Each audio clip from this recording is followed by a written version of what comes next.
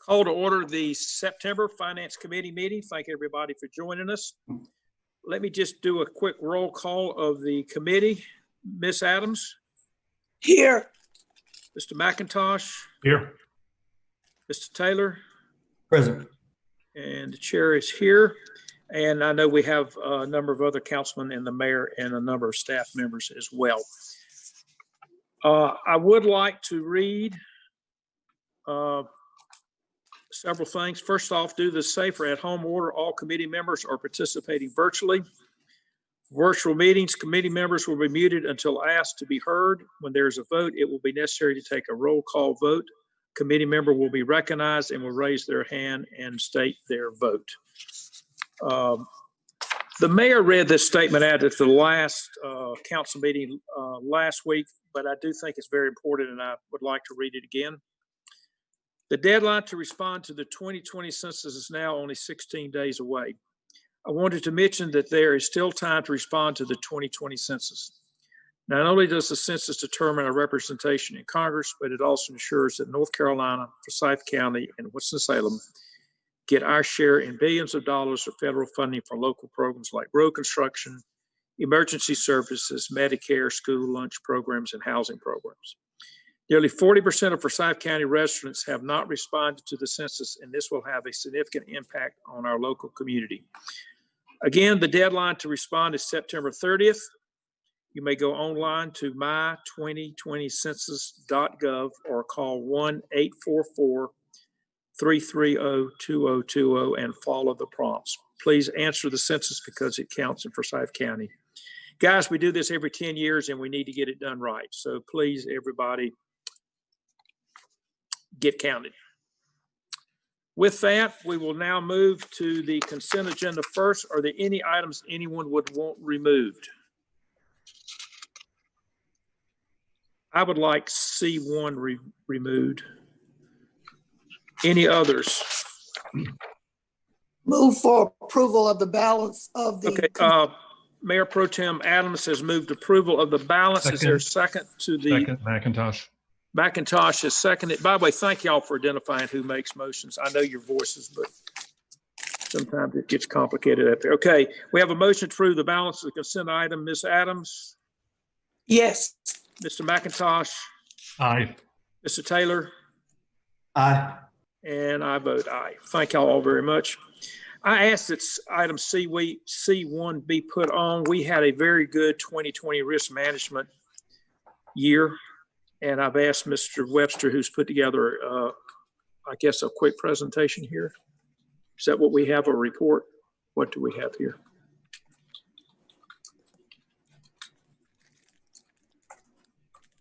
An update. Or an update? Sorry about that. Can you hear me? Yes, I can hear you. I'm sorry about that. Good afternoon, Mr. Chairman. We provided a short memo that describes some of our achievements this year. First of all, good afternoon, Mr. Chairman, Mr. Mayor, Madam Mayor Pro Tem, and members of the City Council. Thank you so much for allowing me to speak today. I believe that most of, if not all of my staff would say that the 2019-2020 fiscal year was probably one of, if not the most difficult of our professional careers. We faced some triumphs, some tragedies, some personal challenges that would have been kind of hard to imagine in this coronavirus year, but this was also the year that was kind of a culmination of years of strategic planning and tactical execution as we tried to further our mission, not only to protect the the citizens and the employees of the city of Winston-Salem, but also the people's assets as well. We also looked to try to find some new ways to exploit new opportunities, create additional values, and I appreciate this opportunity to meet with you in brief to discuss these accomplishments and to speak publicly and loudly about how proud I am of my team and what they've done under such difficult professional and personal circumstances. I'm pleased to report first that following the institution of additional data-driven vehicle management policies in 2019, we've experienced significant declines in the preventable accident rate, as well as the payment rate for auto liability claims. Our partnership with Peachtree Recovery Services, which uses data analysis to identify and recover funds related to city property damage and vehicle accidents, also reached a significant milestone with it having returned over $500,000 to the city's coffers in the 3.5 years of the life of the program. We partnered with information technology to improve the city's data security capabilities, delivering cybersecurity courses to over 2,000 employees, administering the city's first phishing simulations. We also recently launched a web-based safety program in the middle of this pandemic where we aren't teaching in person, which has allowed city staff to complete nearly 1,500 courses during the first 4 months of the initiative.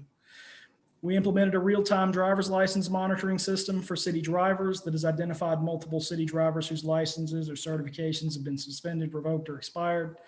And of course, we also assisted in the development of measures to protect the city from the novel coronavirus, including developing an initial tailgate talk early on in the pandemic, drafting the protective facial covering policy, providing guidance and reviews of departmental plans for reopening, and developing the city's pre-ship screening web and mobile application. One of the things I think we're most proud about, and something that will be very critical for us to duplicate in the future, was that we managed to recover more funds this year from bond and insurance payouts than Ramco actually paid out in liability claims. So I'd just like to take this opportunity to thank my staff, Julie Carter, Steve Fleming, Mitzi Cartret, Patrick Kessler, Jason Bryant, Jasmine Fisher, Christy Byers for their hard work and their sacrifices. And I just wanted to let you all know how much we appreciate your support, Ms. Saunders, Mr. Garrity, council members, and everyone who's played such a major role in this past year. Thank you so much. Thank you, Mr. Webster.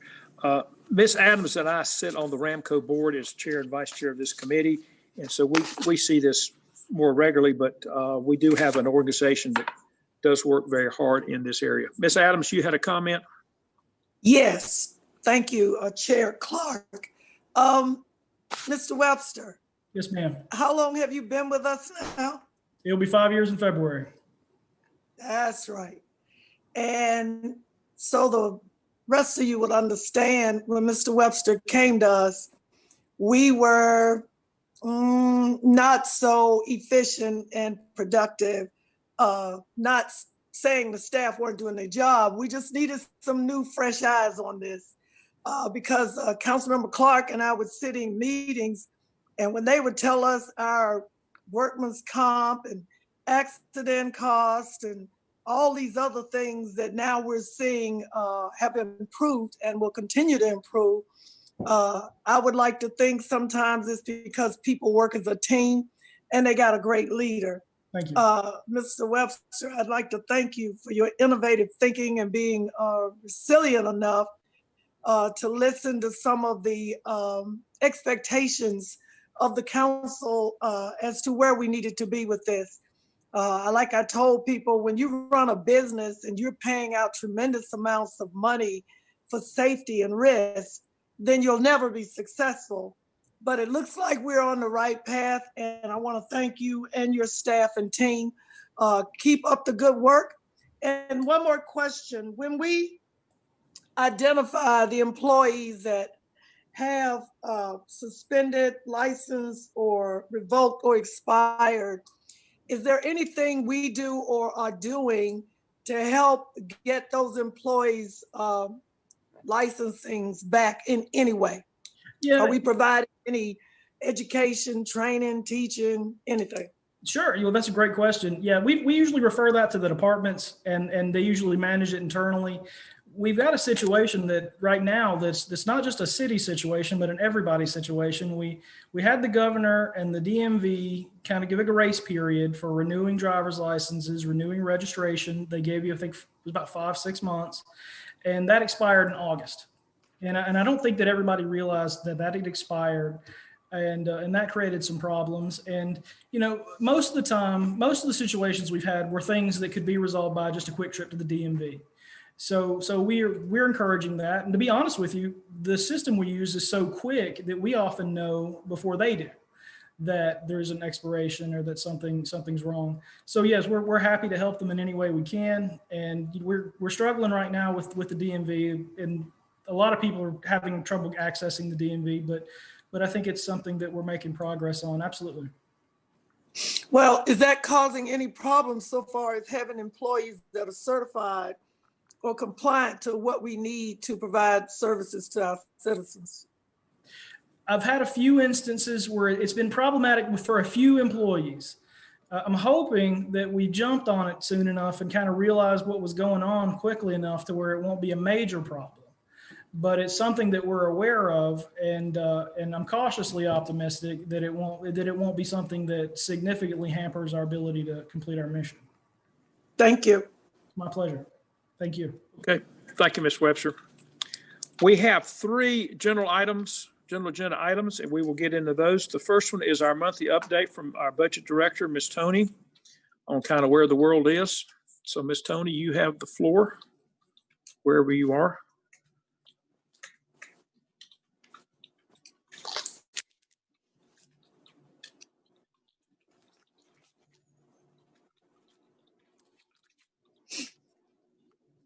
Hang on a minute. Ms. Martin has lost her. We're looking for her. Oh, she's muted. Yeah. Okay. Ms. Tony, you were muted. You just heard you just a second ago. You're muted again.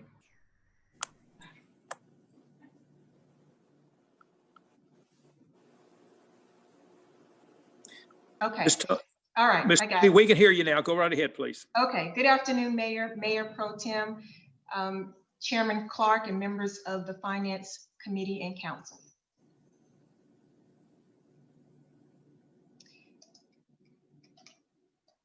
All right. Since the last month, each month staff was directed to give an update to the Finance Committee on our revenues. Since the last monthly update, a lot has not changed since then. This is actually still really early information. The main changes you'll notice in the first chart is the FY20 actuals. And so as we're reconciling those numbers will continue to be updated. No significant changes in those numbers. So moving down to sales tax. You can see the trends, not a lot of major changes there. The sales tax distribution is distributed 3 months after the sales tax month. And so as an example, you see the April-May sales tax numbers, and those were distributed in July of 2020. So no major changes there. Moving on to occupancy tax.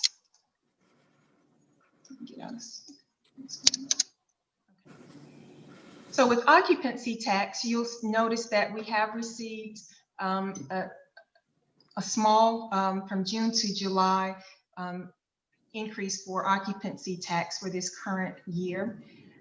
The adopted budget estimates occupancy tax at $663,000. Visit Winston-Salem has provided updated projections, and so we are lowering our FY21 estimate to about $500,000. And so we'll just kind of keep track and see where that goes. Obviously, heads and beds is affected by the COVID-19, and so we'll just continue to keep track of those numbers. Okay. Moving on to utility franchise tax. No major changes with that revenue. As I mentioned last month, there was just a decline in some heating days and indicating less cold days, and therefore is a decline in electricity, natural gas, as well as telecommunications. That falls under utility franchise tax. So no major changes to this chart. Moving on to the Fairgrounds Fund. As also I mentioned at the last month's Finance Committee meeting, this chart does assume that the Carolina Classic Fair will not be held. And so without subsidies, the reserves will remain below the line and show a deficit. And then the last chart is the parking fund, and there's no changes to that fund as either. There were no parking fees charged to during the COVID-19, and this chart also reflects that there probably will be some repairs to the City Hall South deck going forward. And that ends my report. Okay, any questions or comments? Mr. McIntosh? Yeah, can you go back to the sales tax chart? And so what I'm seeing there is that the black line is what we've actually recorded so far this year. So we're actually a little bit ahead of trend on that. Yes, it's trending in the positive right now. There's probably many analysis about why that is. You know, people did receive a stimulus check, and so potentially people were out spending stimulus money. So probably the next distribution of sales tax will have a better idea of really the trends on that. Yeah, we can't draw much of a conclusion from 1 month there. Then just a question on the parking fund reserves, and this is probably more to Mr. Duquesne or City Manager. Are we currently enforcing parking payments downtown or not? And if not, when will we resume that? Assistant Manager Duquesne. Yes, I apologize. Good afternoon, Chairman Clark, Mayor Pro Tem, members of the committee, and members of the council. I'm inclined to say that we should probably look at resuming parking fees here in the very near future. There's certainly more activity downtown. Restrictions have been eased, and as you travel around, you can see more and more people utilizing parking downtown. So, staff's willing to recommend that we start that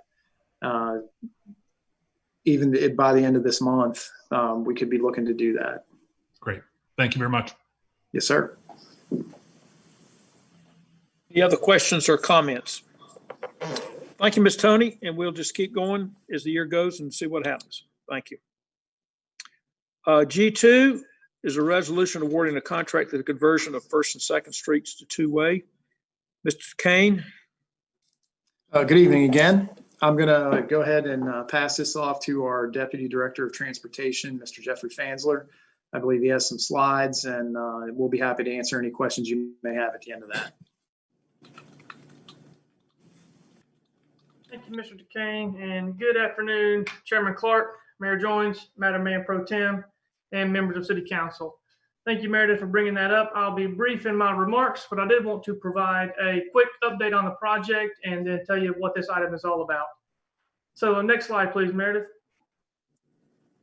So as most of you probably are well aware, this is part of the 2018 bond referendum. This was one of the projects identified on that project list, and staff has been working through design to get this ready to go. So part of this project was stemming from a 2015 downtown street study where some of the recommendations from that were vehicular circulation, promote bicycle and safety, travel downtown, and basically just improve the overall downtown business environment. So as I mentioned, staff has been working on the design. We had a design contract with Davenport Engineering, and that design for the First and Second Street two-way conversion was finished earlier this year in June, and we advertised immediately after that for construction in July of 2020. We were successful in that advertisement, and we received 3 competitive bids that I'll go in a little bit more detail here shortly. But I wanted to just kind of remind everyone what the project is all about. So I have a couple of maps to share. If Meredith will slide to the next slide, please. Just a brief kind of highlight of the project. Once again, we're talking about a two-way traffic conversion from basically the ballpark out there at Peters Creek Parkway all the way to Chestnut Street, and that's both First and Second Street, of trying to that's the project limits. There are some segments that do go, that remain one way, So what you see here is basically the section from Spruce Street out to Peters Creek Parkway where First and Second Street do come back together. And basically what you're seeing here is everywhere you see a yellow line, essentially that's where the two-way conversion takes place. So notice that we're looking at pretty comprehensive through this area, two-way traffic pattern all through this area. Next slide, please. And then on the eastern end of the project, out towards Chestnut Street, you notice here, this map is from Spruce Street to Chestnut Street. And notice there are some segments that remain one way, as I mentioned, basically around the Cherry Marshall area. And that was done because of the interchange, the Business 40 now Salem Parkway interchange, and the amount of traffic that would be entering that area. So we need the capacity for multi-lane traffic in one direction. So this area in particular around Cherry Marshall will remain one way. And then notice the yellow line indicating two-way traffic does pick up on the eastern portion of 1st and 2nd Street. So this is the kind of high-level conceptual sketch, but of course, as I mentioned, this has been fully designed. We have construction plans ready to go, and this project should be awarded. If it's awarded, we'll get underway later, and I'll mention the schedule briefly in just a moment. So I did mention we did receive 3 competitive bids. Next slide, please, Meredith. And here's a summary of those bids. So we were successful in our advertisement, and the low bidder is mentioned on top there, the Sharp Brother Company. They are the ones just under $2 million. That is well within our budget that has been approved and was allocated with the 2018 bond referendum. So we're excited about that. We received a bid that we have available funding to pursue. So that's exciting, and we look forward to doing that. We did put this before our MWBE goal setting committee and established goals of 6% for the minority-owned business, and then a 4% for women-owned businesses. And we will be enforcing that throughout the project. Next slide, please, Meredith. So just briefly and quickly, the anticipated project schedule. We're looking to award and hopefully issue a notice to proceed sometime this fall. And I want to call your attention to basically the first major item of work is the traffic signal modifications. It is probably the most detailed and largest part of the project, simply because it's a lot of little projects all over the place where we're modifying these individual intersections to handle the two-way traffic. So there's a lot of work over the winter and into the spring for traffic signal modifications. On the backside of that, we'll be going ahead and doing the actual roadway work, which of course is what everyone's going to notice the major difference, where we're actually resurfacing, we're modifying the existing islands on some of these streets, and then restriping everything. So a lot of what's actually presented as a two-way traffic work will take place on the backside of all the traffic signal modifications. This project is expected to take the good part of next year and be completed in the fall. We estimate around September of 2021 for project completions, and hopefully everything lines up well where that's a target we feel comfortable with, and that is per our contract. If this gets awarded, that will be the case. And so with that, that's really all that I have. And then of course I have to leave you with some DOT humor. So I'm happy to answer any questions you may have. Any questions or comments? I'm assuming we need a motion on this. Oh, Ms. Yes. Adams, comment. Ms. Adams. Do you want the comment or you want a motion first? Let's get a motion first and a second, then we'll have comments. Motion to approve, McIntosh. I move approval for the item G2. Yeah, McIntosh. item G2. Okay, we have a motion and a second. Ms. Adams, you have the floor. Mr. Fessler, 2nd Street or 1st Street, and maybe I got my streets mixed up downtown. You know how you come across like you're going west and you go through a community, a street where there's a medium in the middle, and it's because people used to go through there flying and we had people killed. Is that 2nd or 1st? That's 1st? So how are we going to remedy that when we did it that way for a reason and for safety? Mayor Pro Tem, great question. So those islands actually will remain. We agree with you that those were put in for a traffic calming measure, kind of in that grade change there, that little dip that causes some issue. And we've analyzed that. We've worked with our consultant and we've designed it that those will remain as a traffic calming device. So you think now, the council, mayor, staff, we change what people have been acclimated to. We already know we have speeding issues in every city in America now. Do you foresee changing speed limits on any of those streets through those neighborhoods to also continue to slow people down? Because the ones there now, they don't pay attention to them. But again, I'm concerned because people are so used to seeing traffic coming one way, and now they got it now back to coming both ways. And do you see any possibilities that you may have to change the speed limits, lower them? So staff has actually been looking at the speed limits downtown. What we're doing actually is working on basically a uniform speed limit across some of the streets. We're working with NCDOT on some current speed limit ordinances. But right now, the widths of the street and the volumes indicate that we're likely going to remain a uniform speed limit downtown of about 30 miles an hour. And so we're looking at those different areas. But right now, we have not explored a reduction in speed limit. Thank you. Okay, we have a motion and a second on the floor to approve. Comment, Chair. Oh, excuse me. I'm sorry. That's right. This is a large part of this takes place in the Holly Avenue neighborhood, which I've got years and years of experience on. To Councilmember Adams' question, one of the things that we've already seen is less through traffic on that section since Salem Parkway has reopened. People are finding it easier and better and quicker to jump on Marshall and bypass the neighborhood. So we think traffic volumes will be down. And that'll be a big benefit to the folks that live in that neighborhood. This also takes care of what has been the longest speed bump in Winston-Salem for the last several years. So when the state tore up First Street to redo utilities for the Salem Parkway project, it left what was kind of a natural speed bump for several blocks there. So I think everybody in town will be happy when that is repaved. Thank you. So we have a motion and a second on item G1. I will now call the roll for the vote. Ms. Adams? Yes. Mr. McIntosh? Aye. Mr. Taylor? Aye. And I vote aye. Oh, excuse me, that was G2. I'm sorry. I wonder why everybody was yelling at me. Okay, we will now go to G3, please. Item G3, resolution adopting minimum conditions and requirements for the lease of restaurant space in Union Station located in the East Ward. Mr. DeCane, I got your name beside this one as well. Yes, sir. Good afternoon. Good evening again. Thank you, Chairman Clark. So as the committee and the council are well aware, over the last couple of years, we've had various entities who have expressed interest in operating a restaurant out of Union Station.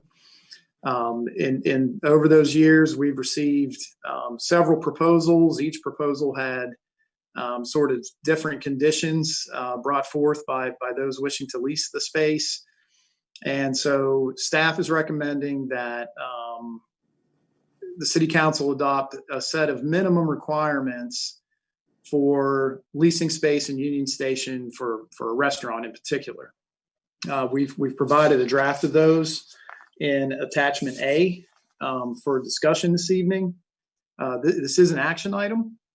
So there is potential that if the committee so desires that we would bring this item forward to the full council for adoption. And then what staff proposes to do is actually issue a request for proposals, including the requirements that the committee adopts, the minimum requirements, as well as some additional information regarding the historic nature of the facility that proposers would have to be aware of. And then bring those proposals back to the committee for vetting and potentially awarding a lease. So with that, I have Mr. Bjorling is in the meeting as well. We'll be happy to answer any questions, or I can run down the list. It's at the pleasure of the chair. Ms. Adams? Can I do the comments before the motion? Yes, you may do the comments. I have questions. In item 4, where you have the insurance, the liability, and the amount required, what would be that amount? What would it be based on, basically? Item 4. Yes, ma'am. I was kind of waiting for someone else to bail me out on answering this. So in full disclosure. So I'm assuming that that's based on the type of operation they're going to have there, which would determine their type of liability insurance. So for example, if you had an ice cream shop, that may be different from a full service restaurant, which would have fryers and ovens and all of those sorts of things. So the liability insurance would be based on the risk that would be involved with the operation that's there. And this would probably maybe be based on what the state or the insurance commission or industry requires for this particular business or something? No? Yes, ma'am. And we would certainly wrap Mr. Webster into that conversation. He would guide us down that path. A city attorney would like to comment on that. Mr. DeCane's basically stated what I was going to say. We quite often will defer to our risk manager in terms of the amount to require. Okay, everybody get that? Mr. Boyd, Okay, deal with it. so we'll get a report or something once we sign a contract or possible contract of what their insurance will be. Item 8, in it, you said that if Suite 205 was included in the lease, it would add an additional 804 square feet. If it does how much, or would it not increase the lease price? Would it increase the lease price? Yes, ma'am, Because it we're would. getting more footage? Yes, ma'am, it would, because in item 9, where we list the lease rates based on years of occupancy, it would be $9 per square foot. So if the square footage went up by 804 square feet with that additional space, it would go up by $9 for each additional square foot. And could you give us a small synopsis of why the Suite 205 is like an addendum or an add-on? A lot of people don't know, basically, the listening audiences and others. Yes, ma'am. I'd be happy to. So Suite 205, if you have any familiarity with that floor, which I'll call the main floor, it's actually the top floor, but it's ground level from MLK. As you enter Union Station from the parking area, sort of enter the main lobby. As you turn left, Suite 205 is a smaller area that could potentially be leased for uses other than associated with the restaurant. It's sort of a little vestibule, or could be a lounge. It could be any number of things. Some proposers for the restaurant have looked at that space as being useful to them.